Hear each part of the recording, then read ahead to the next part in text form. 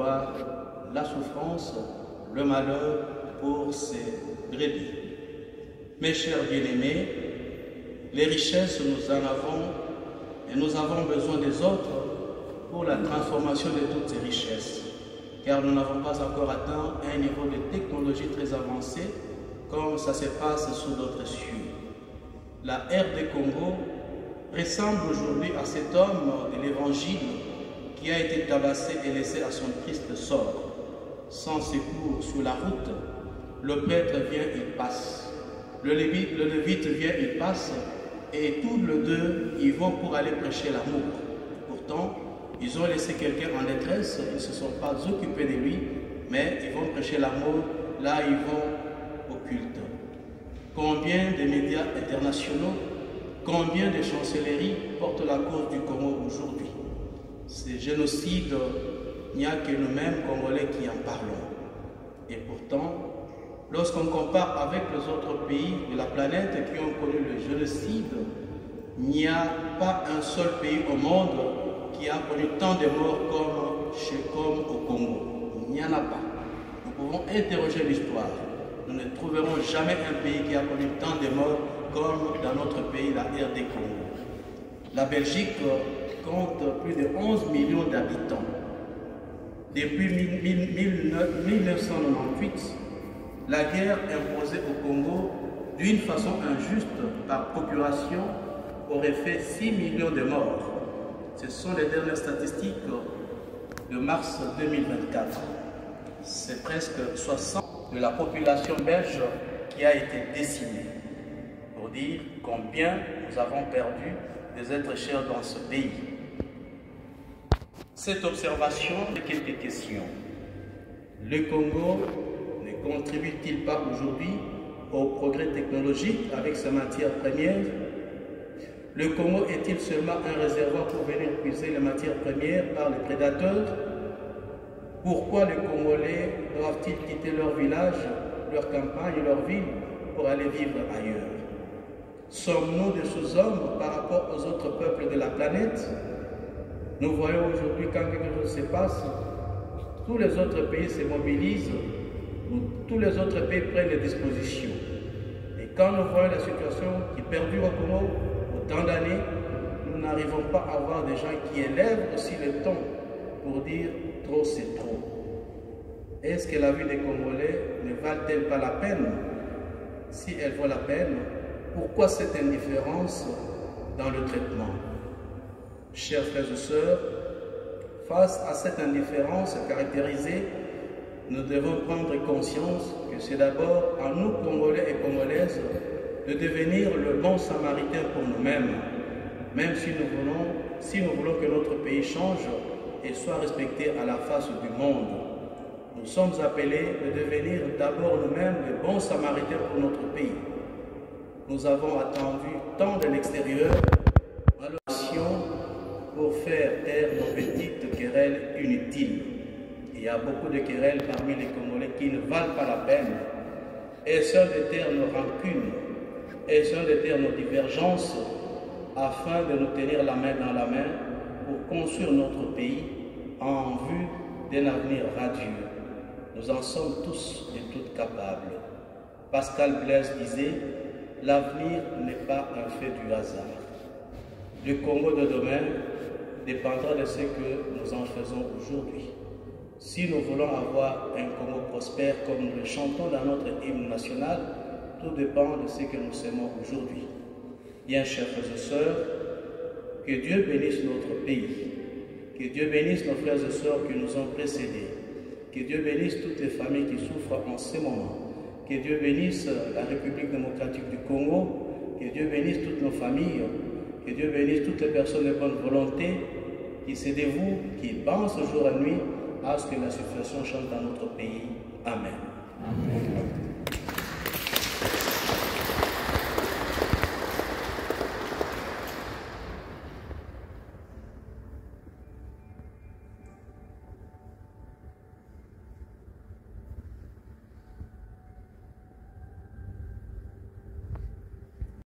Prions le Seigneur.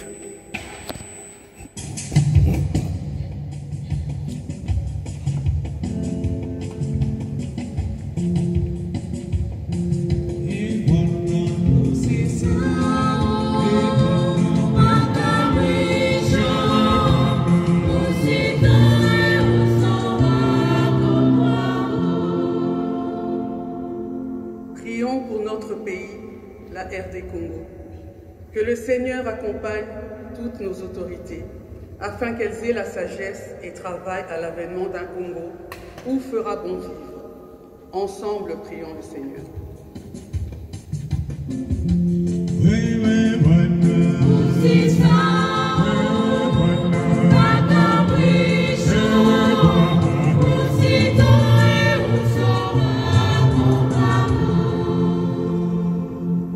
Prions pour nos familles respectives, que le Seigneur les aide à pouvoir vivre dans l'amour, la paix, la concorde et l'entente cordiale. Ensemble, prions le Seigneur.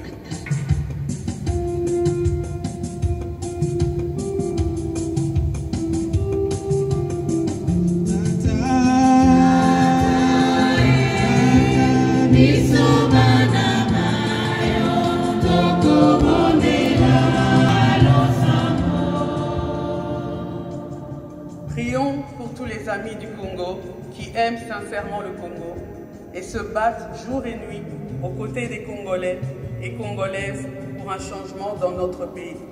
Ensemble, prions le Seigneur. Ô Seigneur, entends nos prières, nous crions vers toi, en pitié de nous. Seigneur Dieu notre Père, nos pauvres paroles humaines ne peuvent pas exprimer ce que chacun et chacune de nous porte au fond de son cœur pour notre pays, le Congo. Accepte notre présence dans cette église du Sacré-Cœur comme étant la vraie et la sincère prière que nous te présentons pour notre pays. Nous te le demandons, toi qui vis et règnes, maintenant et pour les siècles de siècles. Amen. Maintenant, nous arrivons à la collecte pour cette basilique du Sacré-Cœur.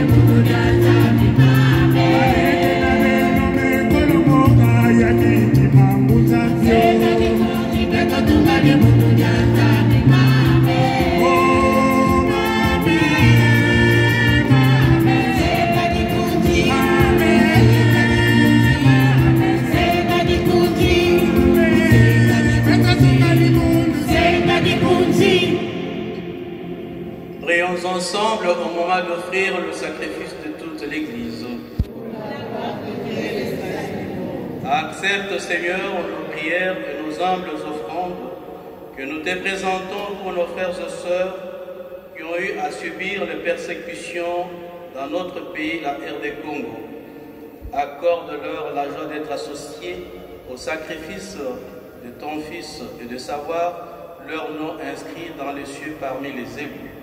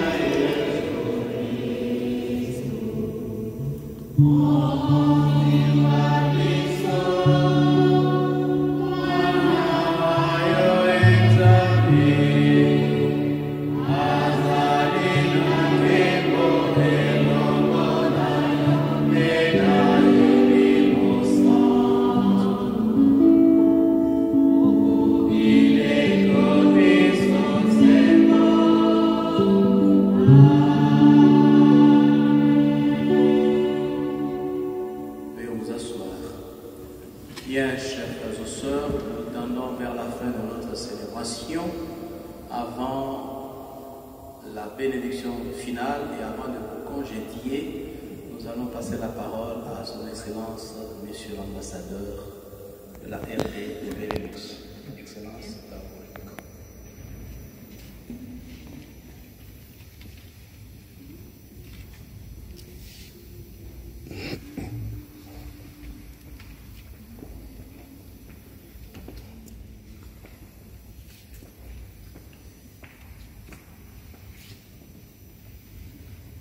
Mesdames et Messieurs, à l'occasion de la journée de commémoration du million des victimes des actes de guerre orchestrés sur le sol de la République démocratique du Congo, objet de toutes les convoitises pour ses richesses, l'ambassade de la République démocratique du Congo au Benelux souhaite exprimer sa profonde solidarité envers les victimes de ces atrocités. Cette journée est un moment pour se souvenir des souffrances endurées par tant de nos compatriotes et pour réaffirmer notre engagement en faveur de la paix, de la justice et de la réconciliation nationale. En tant qu'ambassadeur de la République démocratique du Congo au Benelux, nous portons avec fierté le devoir de perpétuer la mémoire de nos compatriotes disparus, de plaider pour la fin des conflits et de promouvoir la dignité humaine dans chaque action que nous entreprenons. Aujourd'hui, que nos paroles et nos pensées se joignent dans un hymne commun afin de ne pas oublier ces millions de victimes.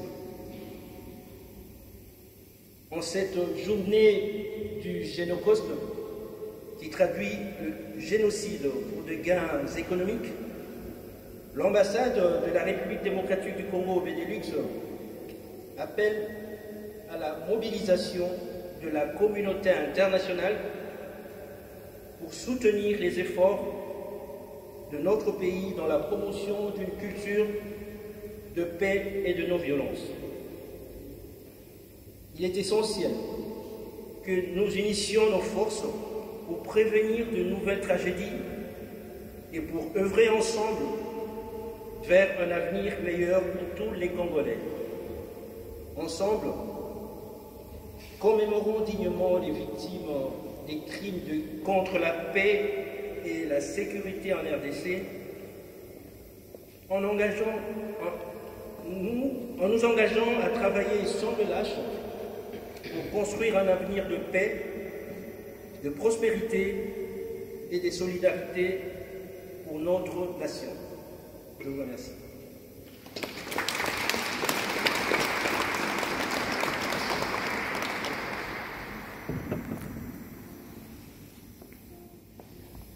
Merci beaucoup à Son Excellence et à toute l'équipe de l'ambassade de nous avoir conviés à cette célébration.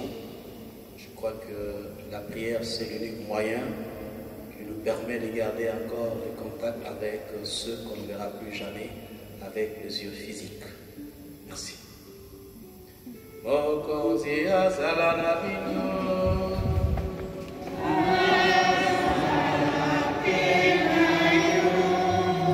Bokasi bonso abenisa bino tata mwana na elimo santo. Yesa masili bokende na bobo.